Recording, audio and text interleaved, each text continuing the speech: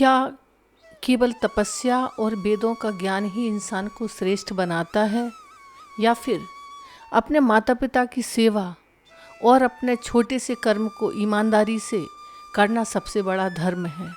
धर्मनाल की इस विशेष कड़ी में आज हम पांडवों के वनवास की दो ऐसी अद्भुत कहानियाँ सुनेंगे जो आपके सोचने का नज़रिया बदल देंगी। एक और भीम और पवन पुत्र हनुमान का वह ऐतिहासिक मिलन जहाँ भीम का बल और अहंकार दोनों की परीक्षा हुई, तो दूसरी ओर है एक अहंकारी ब्राह्मण और एक मांस बेचने वाले धर्मव्याध की कथा, जिसने यह सिद्ध कर दिया कि परमात्मा किसी मंदिर या गुफा में नहीं बल्कि कर्तव्यों के पालन में बसता है। आखिर हनुमान जी ने भीम को क्या संदेश दिया और एक कसाई कैसे एक विद्वान ब्राह्मण का गुरु बन गया, आइए जानते हैं गर्भनाल की इस ज्ञानवर्धक प्रस्तुति में। जब से अर्जुन दिव्य अस्त्र शस्त्र पाने के लिए हिमालय पर तपस्या करने गए थे, तब से पांडव और द्रौपदी के लिए दिन काटना कठिन हो गया। अक्सर द्रौपदी करुण स्वर में कहती, अरुण के बिना मुझे एक काम्यक वन में बिल्कुल अच्छा नहीं लगता। ऐसा मालूम होता है मानो वन की सुंदरता ही लुप्त हो गई। सब्यसाची को देखे बिना मेरा जी घबराता है, मुझे जरा भी चैन नहीं पड़ती। द्रौपदी की ऐसी बातें सुनकर एक बार भीमसेन बोला, कल्याणी, अर्जुन की याद में तुम जो बातें कहती हो वह मुझे ऐसे आह्लादित करती हैं मानो अमृत की धारा हृदय में बह रही हो। अर्जुन के बिना मुझे भी ऐसा प्रतीत होता है मानो इस सुंदर वन की शोभा ही ना रही हो, मानो इसमें चारों ओर अंधेरा छाया हुआ हो।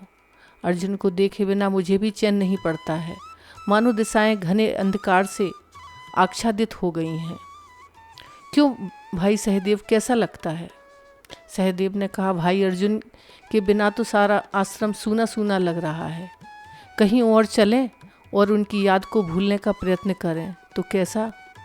युधिष्ठिर ने पुरोहित धौम्य से कहा, अर्जुन की दिव्यास्त्र पाने को गए इतने दिन हो गए हैं, वह अभी तक नहीं लौटा। मैंने तो उसे इसलिए हिमालय भेजा था कि वह देवराज के दिव्यास्त्र प्राप्त कर आए। अगर युद्ध हुआ तो यह तय बात है कि भीम, द्रोण, कृपाचार्य, धृतराष्ट्र के पुत्रों के ही पक्ष में लड़ेंगे। महारथी कर्ण भी उधर ही है। मैंने सोचा कि जब ऐसे ऐसे महारथियों का युद्ध में सामना करना पड़े तो अच्छा हो कि अर्जुन हिमालय जाकर देवराज इंद्र से दिव्यास्त्र प्राप्त कराए। बिना ऐसे किए हम इन महारथियों से पार ना पा पाएंगे। यह काम बड़ा ही कठिन है और अर्जुन को ऐसे कठिन काम पर भेजकर हम यहाँ आराम से दिन बिता रहे हैं। यह हमें बहुत खटकता है। अर्जुन का बिछोह अब हमसे नहीं सहा जाता। यहाँ हम उसके साथ रह चुके हैं, इससे उसकी याद आती है। अच्छा हो यहाँ से कहीं दूर जाकर उसके वियोग को भूलने की कोशिश करें। आप ही बताइए कि हम कहाँ जाएं। धौम्य ने अनेक जंगल और पवित्र तीर्थों के बारे में युधिष्ठिर को बताया। सबने तय किया कि कहीं दूर की जगहों में विचरण करके अर्जुन के बिछोह का दुख दूर करने का प्रयत्न करें। यह सोच सब धौम्य के साथ चल पड़े और तीर्थों में घूमते हुए और हर तीर्थ को पवित्र कथा धौम्य के मुँह से सुनते हुए उन्होंने कुछ वर्ष बिताए। इस भ्रमण में वे कहीं ऊंचे पहाड़ों पर चढ़ते तो कहीं जंगलों को पार करते। जब कभी द्रौपदी थककर चूर हो जाती तो उस सुकोमल राजकुमारी की व्यथा देखकर सब बहुत दुखी हो जाते। ऐसे अवसरों पर भीमसेन बहादुरी से सबको धीरज बनाता हुआ अपने सारे बल से काम लेकर सबका श्रम दूर करता। भीमसेन की असुर स्त्री हिडम्बना का पुत्र घटोत्कच भी समय समय पर आकर उन सबकी सहायता करता था। द्रौपदी सहित पांडव हिमालय के दृश्य निहारते हुए जा रहे थे कि एक बार उनको एक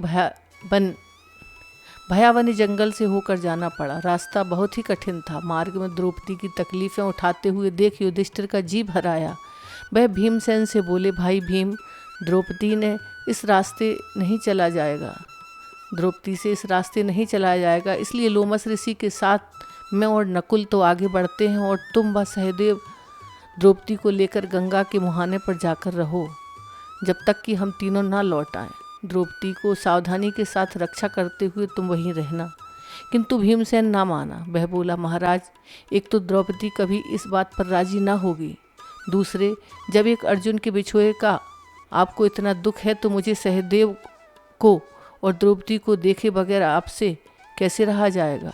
फिर राक्षसों और हिंसक जंतुओं से भरे इस भीषण वन में आपको अकेला छोड़ जाने को भी जी नहीं करता, इसलिए हम सब साथ ही चलेंगे। अगर कहीं द्रौपदी को चलने में कठिनाई मालूम होगी तो मैं उसे अपने कंधों पर बिठाकर ले जाऊंगा। नकुल और सहदेव को भी मैं उठा चलूँगा, आप उनकी चिंता ना करें। भीमसेन की बातों से युधिष्ठिर हर्ष से फूल उठे। उन्होंने भीम को छाती से गले लगा लिया और आशीर्वाद दिया, भगवान करे तुम्हारा शारीरिक बल हर घड़ी बढ़ता ही जाए। इतने में द्रौपदी मुस्कुराती हुई युधिष्ठिर से बोली, आप मेरी चिंता ना करें, मुझे उठाकर ले चलने की कोई आवश्यकता नहीं पड़ेगी, मैं अच्छी तरह चल सकती हूँ। और पांडव फिर साथ साथ चल पड़े। हिमालय की तलहटी में विचरण करते हुए पांडव महाराज सुबाहु के राज्य कुलिंद देश में जा पहुँचे। महाराज ने उनका खूब आदर सत्कार किया। कुछ दिन सुबाहु के राज्य में ठहरकर आराम करने के बाद उन्होंने फिर यात्रा शुरू कर दी और चलते चलते नारायणाश्रम के रमणीय वन प्रदेश में जा पहुँचे। उस जगह के सुंदर दृश्यों को देखते हुए वे कुछ दिन वहाँ रहे। उत्तर पूरब से मलयानिल मंद गति से बह रही थी। सुहावना मौसम था। द्रौपदी आश्रम के बाहर खड़ी मौसम की बाहर ले रही थी। इतने में एक सुंदर फूल हवा में उड़ता हुआ उसके पास आ गिरा। द्रौपदी ने उसे उठा लिया और वह उसकी महक और सौंदर्य पर मुग्ध हो गई। ऐसे ही कुछ और फूल पाने के लिए उसका जी मचल उठा। भीमसेन के पास जाकर बोली, भीम, देखा तुमने कैसा कोमल और सुंदर फूल है यह, कैसी मनोहर सुगंध है इसमें, कैसी इसकी निकाई है। यह फूल मैं महाराज को भेंट करूंगी, तुम जाकर ऐसे ही कुछ फूल ला सकोगे? काम्यक वन में हम इसी फूल का पौधा लगाएंगे। यह कहती द्रौपदी हाथ में फूल लिए युधिष्ठिर के पास दौड़ी गई। अपनी प्रिय द्रौपदी की इच्छा पूरी करने के लिए भीमसेन उस फूल की तलाश में निकल पड़ा। पवन उस देवी फूल की सौरभ लिए बह रही थी। भीमसेन उसी को सूंघता हुआ उत्तर पूर्व दिशा में अकेला आगे बढ़ चला। रास्ते में कितने ही जंगली जानवर से उसका सामना हुआ। भीमसेन उसकी जरा भी परवाह न करता हुआ आगे बढ़ता चला।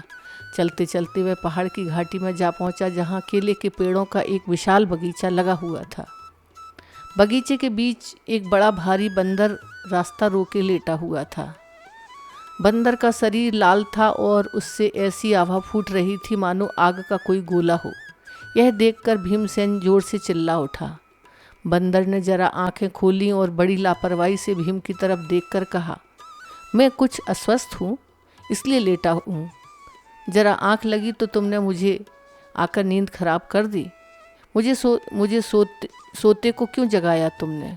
तुम तो मनुष्य हो, तुम्हें विवेक होना चाहिए। हम पशु हैं, इससे हम में तो विवेक का अभाव है, पर तुम जैसे विवेकशील प्राणी के लिए यह उचित नहीं है कि किसी जानवर को दुख पहुंचाओ, बल्कि तुम्हें ये चाहिए था कि हम नासमझ जानवरों पर दया करते। मालूम होता है कि तुम्हें धर्म का ज्ञान नहीं है, पर जाने भी दो। यह बताओ तुम हो कौन, कहाँ जाना चाहते हो?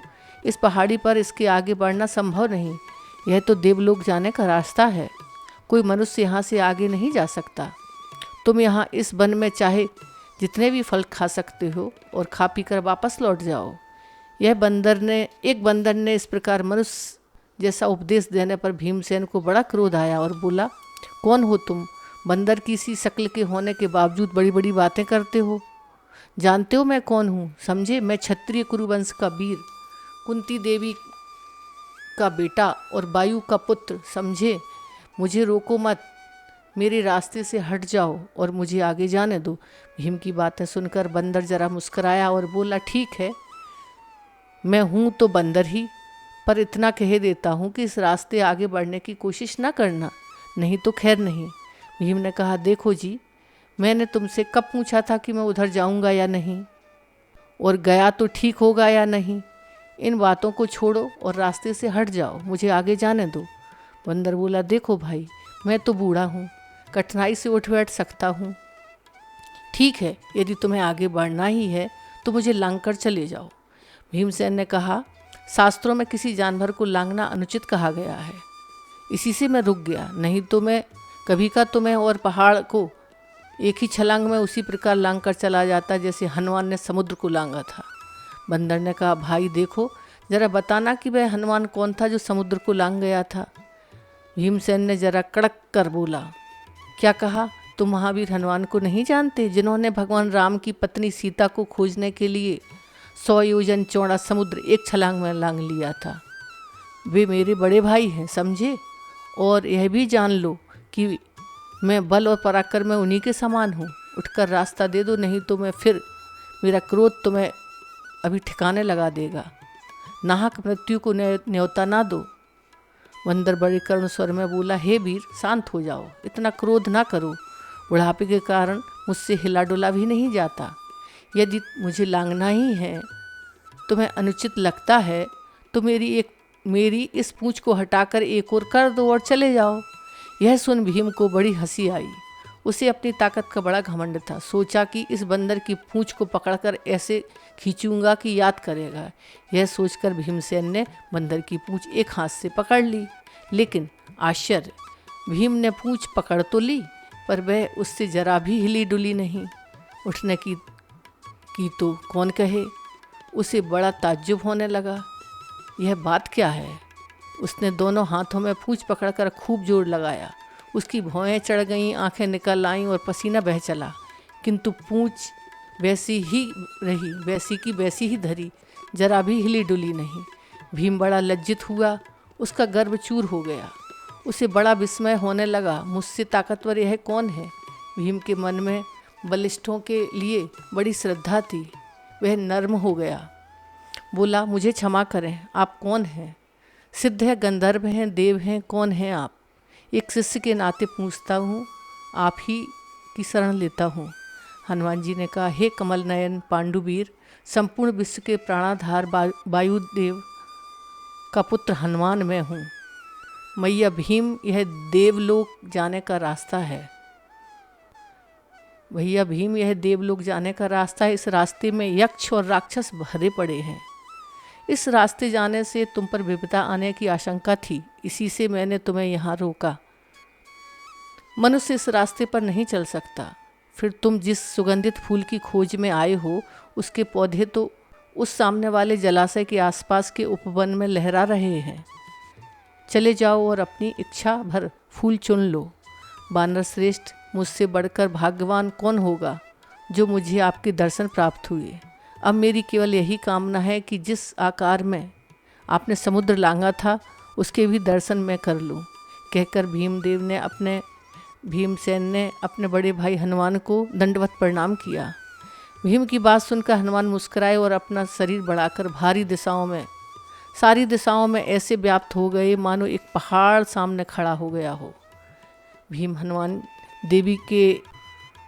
देवी रूप के बारे में बहुत सुन चुका था, पर अब उन्हें देख भी लिया।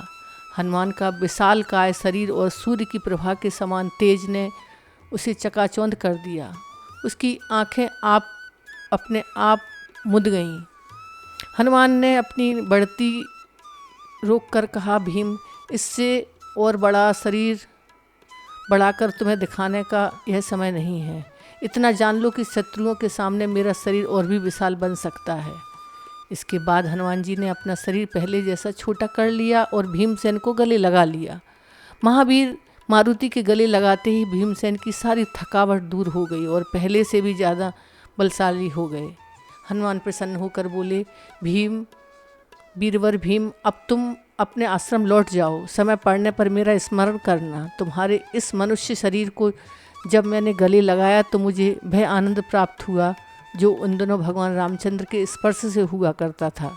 भाई, जिस वर की इच्छा हो मुझसे मांग लो। हे महावीर, मुझे आपके दर्शन हुए, यह हम पांचों भाइयों का अहोभाग्य है। यह निश्चित है कि आपकी सहायता से हम सभी शत्रुओं पर विजय प्राप्त कर लेंगे। भीमसेन ने श्रद्धा के साथ प्रणाम करते हुए कहा। मारुति ने अपने छोटे भाई को आशीर्वाद देते हुए कहा, भीम, जब तुम लड़ाई के मैदान में सिंह की भांति गरजोगे, तब मेरी भी गर्जना तुम्हारी गर्जना के साथ मिलकर शत्रुओं के हृदय को हिला दिया करेगी। युद्ध के समय तुम्हारे भाई अर्जुन की रथ पर उड़ने वाली ध्वजा पर मैं विद्यमान रहूँगा, विजय तुम्हारी ही होगी। इसके बाद हनुमान जी ने भीमसेन को पास के झरने में जो सुगंधित फूल खिल रहे थे जाकर दिखाए। फूलों को देखते ही भीमसेन को वनवास का दुख झेलती हुई द्रौपदी का स्मरण हो आया। उसने जल्द ही फूल तोड़े, महावीर हनुमान को फिर प्रणाम किया और आश्रम की ओर वेग से लौट चला।